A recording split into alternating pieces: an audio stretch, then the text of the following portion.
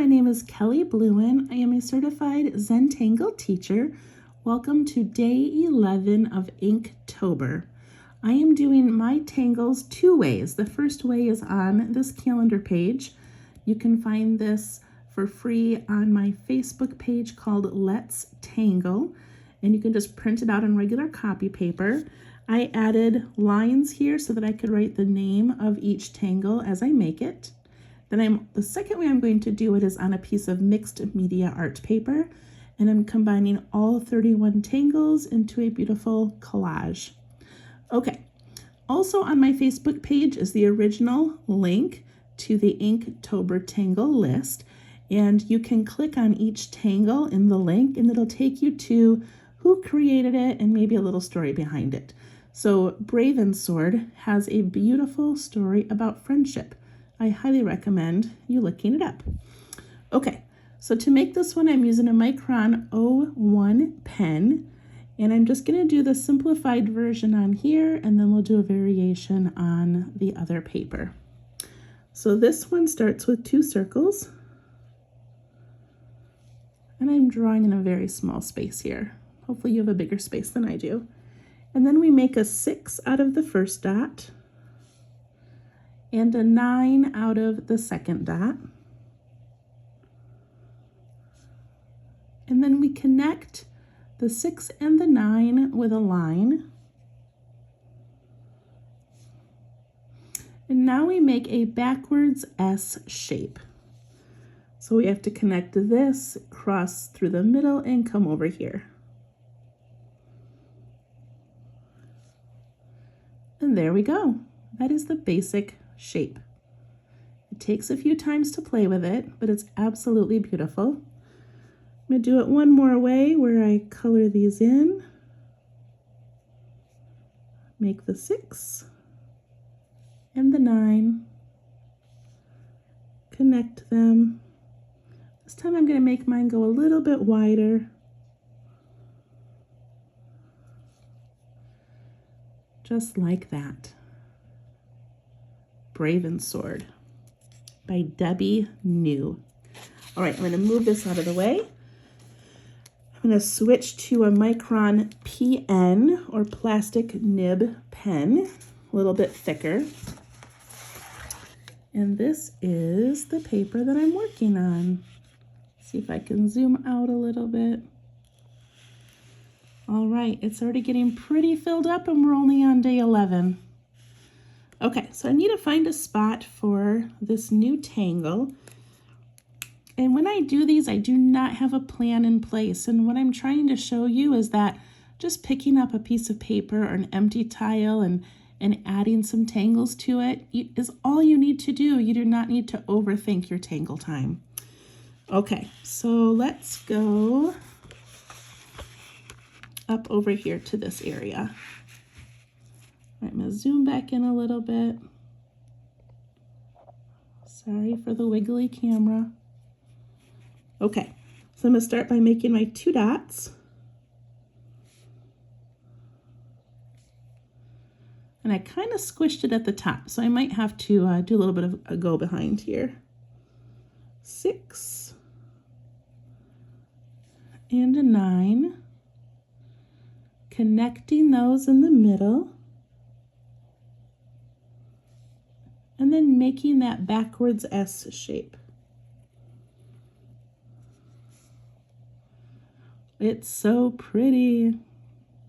All right, now I'm going to make another one, but I'm going to crisscross this one. So I'm actually going to start with a straight line. And then I'm going to add the circles.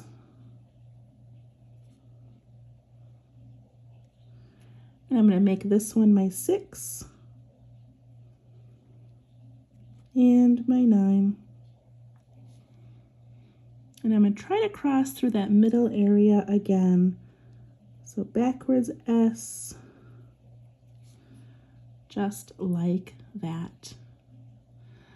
All right, so this kind of looks like it's just floating around in midair.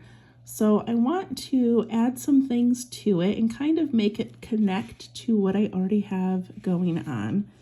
So I'm going to add some lines 2 lines on the outside of each of these.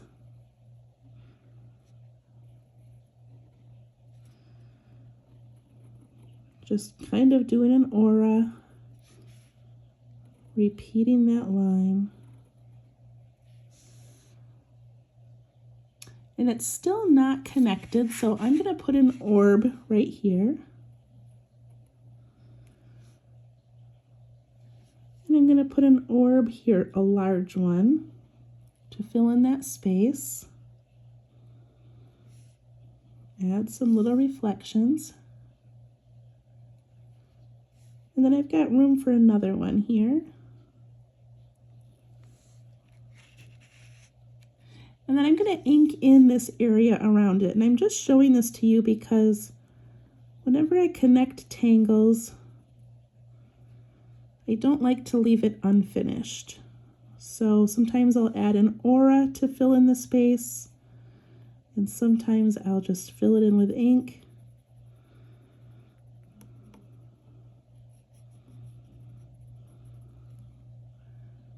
See how that just sort of looks like it belongs now?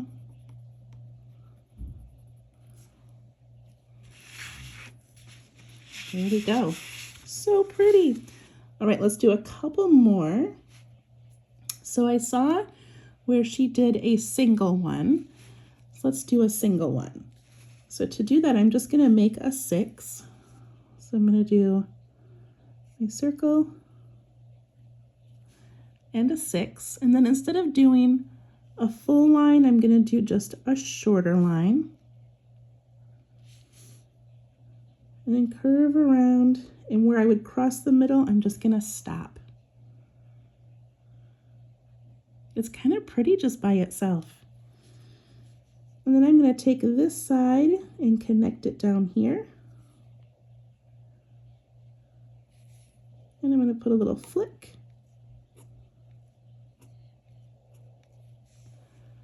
Looks kind of more like a petal.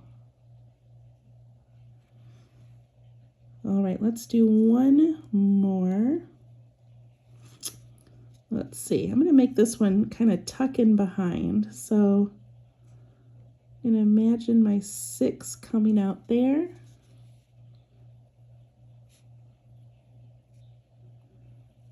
And my 9 there. And imagine this coming out here and curving around.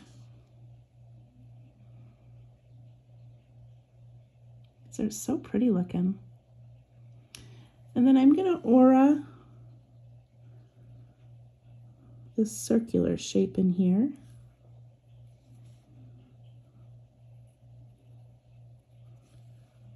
Just to give it a different look.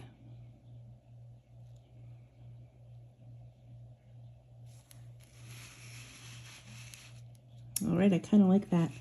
Now I want to fill in this space here, so I've got these little orbs floating around. I'm going to put a floating orb there. And then I'm going to aura, let's see, what can I do here? I'm going to aura around these orbs. See how I just drew lines around them? And this one I can continue, just so it fills in that space. And look at how this Bravensword is now kind of blended into the rest of my piece. I love it. All right, I feel like I've got room to put one across here, so I'm going to do one more. And this time I'm going to color in the circles.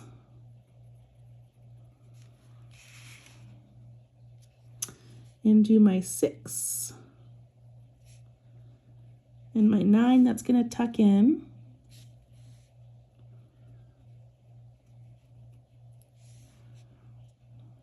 Just like that. And maybe I'll aura this side this time.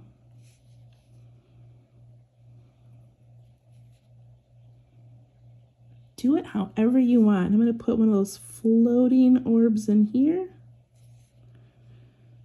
Just like that. All right, hopefully that gives you a couple of ideas for playing around with Bravensword. Have fun, and we'll see you guys tomorrow. Thank you.